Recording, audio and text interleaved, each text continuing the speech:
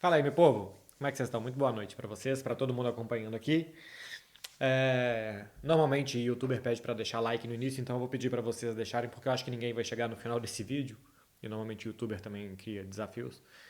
Mas porque eu vou decepcionar vocês. Se vocês estão acessando isso aqui, achando que eu vou conseguir explicar o que o Real Madrid fez, pode parar por aqui. Se puder deixar o like, eu agradeço, só pra me ajudar aqui com as métricas do YouTube e pode ir embora, porque eu vou falar o que todo mundo está falando. Não tem como explicar o que o Real Madrid fez de novo. Vou contar umas curiosidades para vocês. Assim que acabou o jogo, eu assisto aqui num streaming. Eu rebobinei um pouquinho para assistir os últimos 10 minutos, dos 80 aos 90, aos 96, né? Mas depois do segundo gol do Rodrigo não aconteceu mais muita coisa. O Rodrigo ainda teve mais uma chance que o Ederson pegou. Queria ver os últimos 10 minutos porque eu fui acompanhando o jogo via TV e Twitter e muita gente falando da entrada do Grealish, da entrada do Fernandinho, que tinha que ter colocado o Rodrigo antes para jogar e tal. E eu queria ver se existiam elementos de coisas que estavam acontecendo que davam a entender que o Real Madrid ia fazer o que fez por conta das substituições feitas nos últimos 10 minutos.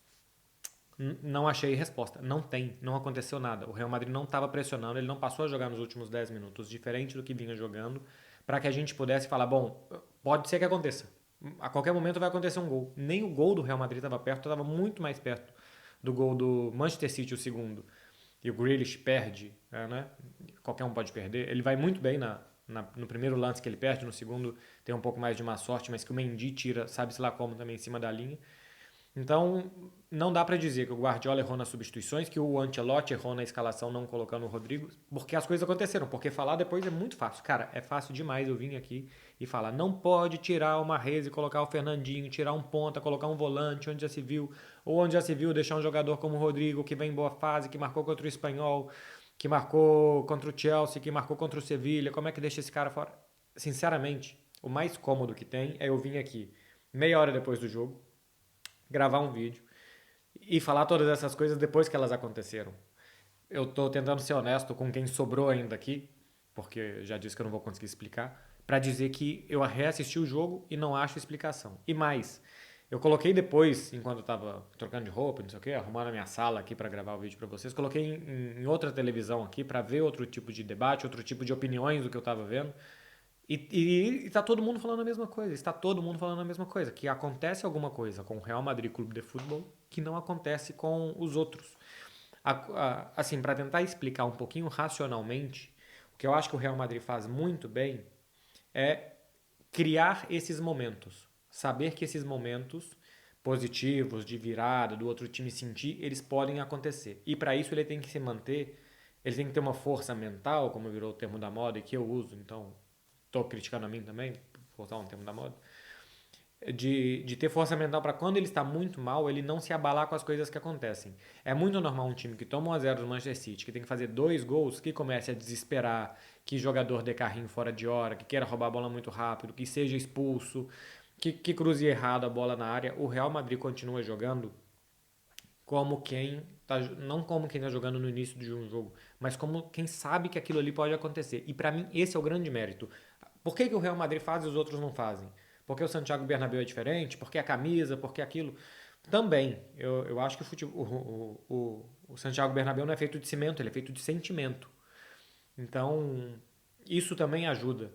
Mas é um time de jogadores que tem personalidade o suficiente para saber que se você está sendo muito pressionado, se o time está te matando, se o seu plano de jogo não está dando certo, mas se está 1-0, as coisas ainda não saíram do controle. E o Real Madrid não sai do controle. Essa é a única forma mais ou menos racional que eu tenho para explicar que isso aconteça. Porque grandes times e no futebol, grandes viradas acontecem. Que tem acontecido contra o Paris Saint-Germain, depois de ter sido superado e muito dominado por 150 minutos e que em 15 faça 3 gols. Que contra o Chelsea fez um bom jogo na ida, aqui na volta, tome 3 gols, tem a chance de tomar o quarto, faça um que sai do meio do nada. Que tem a chance de tomar mais e mais, que não tome, que faça o 2, mais ou menos no meio do nada, e que depois tenha mais chances de tomar, literalmente o último lance do jogo do Real Madrid-Chelsea, o Jorginho perde um gol dentro da área que podia ter mudado a história da coisa, que não se desespere para chegar até ali, e que um mês depois, ou 3 semanas depois de fazer contra o Paris Saint-Germain, eles façam contra o Chelsea, E agora contra o Manchester City é a mais grave de todas, ou é a mais espetacular de todas, porque o Real Madrid não estava pressionando, o Real Madrid não tinha acertado o alvo em 90 minutos.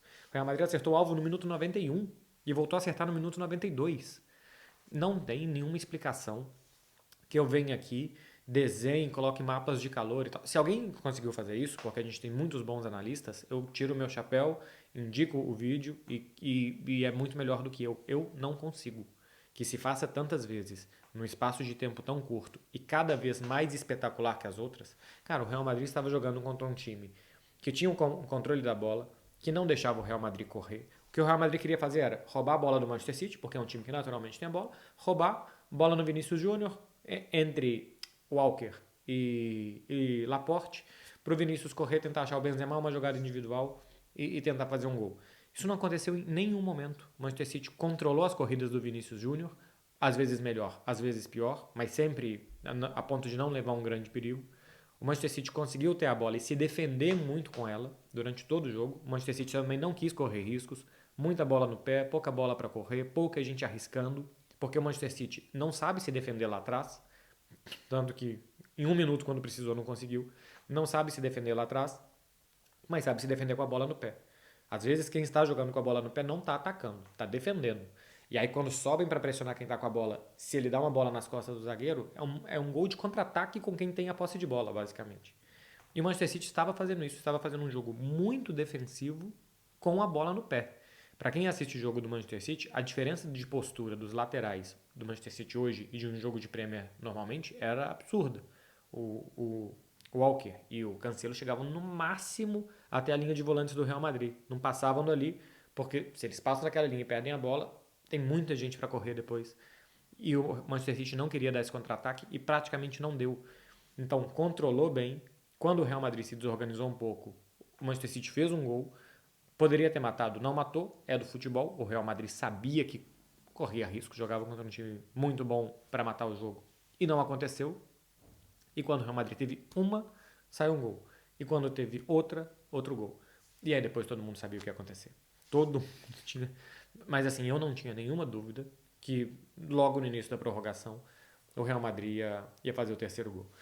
Tem uma frase do Cruyff que futebol está na cabeça, futebol é um estado de espírito, e também que o futebol você joga com a cabeça e que usa os pés. E isso é muito claro. A prorrogação eram 11 super-homens vestidos de branco e 11 bonecos de azul. Eu não coloco um grande vilão, tô vendo que as pessoas estão vilanizando o Fernandinho, que entrou no final do jogo, é verdade, mas os outros também participaram da derrota do Manchester City. Eu já disse, se vocês pegarem aí nessa pequena hemeroteca que eu tenho aqui de YouTube, na semana passada eu critiquei bastante o lance que o Fernandinho perde pro Vinícius Júnior e sai o segundo gol do Real Madrid naquela oportunidade. Na semana passada, quando eu gravei o vídeo falando de quem tinha vencido o jogo, era por isso.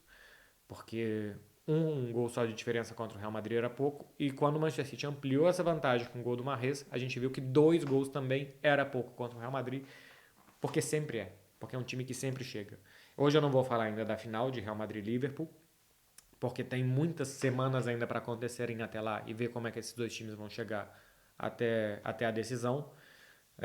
O Real Madrid com certeza vai chegar mais descansado, porque o Liverpool mentalmente ainda tem que sofrer na Premier, tem que sofrer na Copa da Inglaterra, e o Real Madrid agora vai poder tirar um pouco a pressão e tal, e retomar a competitividade. Tem que tomar cuidado com isso também, se não relaxa demais para o jogo contra o Liverpool, que vai chegar em uma sequência muito forte de competir. O Real Madrid não vai chegar nessa sequência competitiva daqui a 3 semanas, mas isso eu falo mais pra frente. Sobre o Manchester City, periga muito a Premier, periga bastante. Como que o Manchester City vai se levantar disso? É muito difícil. Os caras no domingo têm que estar concentrados para mais um jogo de Premier, depois de ter acontecido o que aconteceu. Mentalmente, é muito difícil jogar Premier e você tem que estar muito forte para os jogos. E eu duvido que quem tomou essa porrada que o Manchester City tomou nessa quarta-feira esteja bem mentalmente para o jogo do final de semana. E outra, eu fui atacado, tô brincando. As pessoas discordaram de mim com alguma veemência nas redes sociais, porque eu disse algum tempo atrás, algumas semanas atrás, que o elenco do Manchester City é curto. Um tanto de gente criticou, tudo bem, opinião de cada um. Mas, cara, quando você tem que mudar um jogo, uma semifinal de Champions, e você coloca Sterling e Grealish, Pra mim, um elenco curto. E olha que o Manchester City ganhou o reforço do Gabriel Jesus nas últimas semanas, que era um cara que nem vinha contando muito, né? O Gabriel Jesus tinha 6 gols em 30 jogos na temporada, até que começou a marcar, e nos últimos 7 jogos ele fez 7 gols, contando já esse do Real Madrid. Então, assim, e o Gabriel não estava nos jogos contra o Atlético de Madrid, né? O Atlético de Madrid foi isso, o Manchester City muito pressionado e tal. A bola do Atlético não entrou como a do Real Madrid entrou no finalzinho, mas o Guardiola não tinha ninguém para mudar o jogo. E hoje não tinha um cara que muda jogo, né? Jogador que muda jogo. Ou que tem estrela, ou que tem personalidade, ou que tem gol, ou que tem corpo para jogar bola na área. Não tinha. É um elenco curto. É um elenco de jogadores, às vezes, de características muito parecidas, ou de jogadores que, como o Grealish, não rendem o que se esperava. O Manchester City pagou 100 milhões de euros em um jogador que ele não precisava, né? Que o Manchester City mais tem é jogador de lado de campo, e no início da temporada ainda tinha o Ferran Torres, que por enquanto ainda para mim é melhor do que o Grealish. Pagou 100 milhões em um cara que não precisava, e não tem um lateral esquerdo porque o Zinchenko praticamente não joga. Agora no final da temporada tá jogando um pouquinho mais, mas é o Cancelo que virou uma improvisação permanente por ali, o Walker na direita. Mas teve que jogar com o Ake a partida de ida, por exemplo, teve que jogar com o Fernandinho na direita porque não tinha lateral, e não tem minimamente um plano B de centroavante. Que o seu plano A seja não ter um centroavante, ter um ataque móvel e tal, não sei o que, perfeito, porque funciona. O Manchester City faz um tanto de gol, embora eu acho que se tivesse um centroavante, precisaria fazer menos esforços para fazer gols. Mas tudo bem, mas que não tem um plano B, que se você está ferrado, que não tem mais nada para acontecer, se o plano A deu muito errado, que é entrar na defesa dos caras tocando e envolvendo, não tem um grandão para mandar uma bola para área, não tem um Luke de Jong para mandar uma bola para área. Eu acho que é um elenco curto, que é uma má montagem de elenco, que não contempla todos os cenários de um jogo de futebol que podem aparecer. Enfim, eu fiquei aqui mais de 10 minutos para falar o que vocês sabem em um tweet, né? É o Real Madrid, essas coisas acontecem. 90 minutos é tempo demais do Santiago Bernabéu. Isso. Quando você. Eu só acredito que o Real Madrid está eliminado a hora que os caras estão dentro do ônibus para ir embora, porque até lá ainda tem jogo. Vou falar mais da final da Liga dos Campeões, mais perto da final da Liga dos Campeões. Por enquanto eu fico por aqui. Se vocês puderem, quem chegou até aqui, curtir e indicar para as outras pessoas, eu agradeço demais. Meu povo, muito obrigado, hein? Boa noite para todo mundo e até uma próxima. Tchau.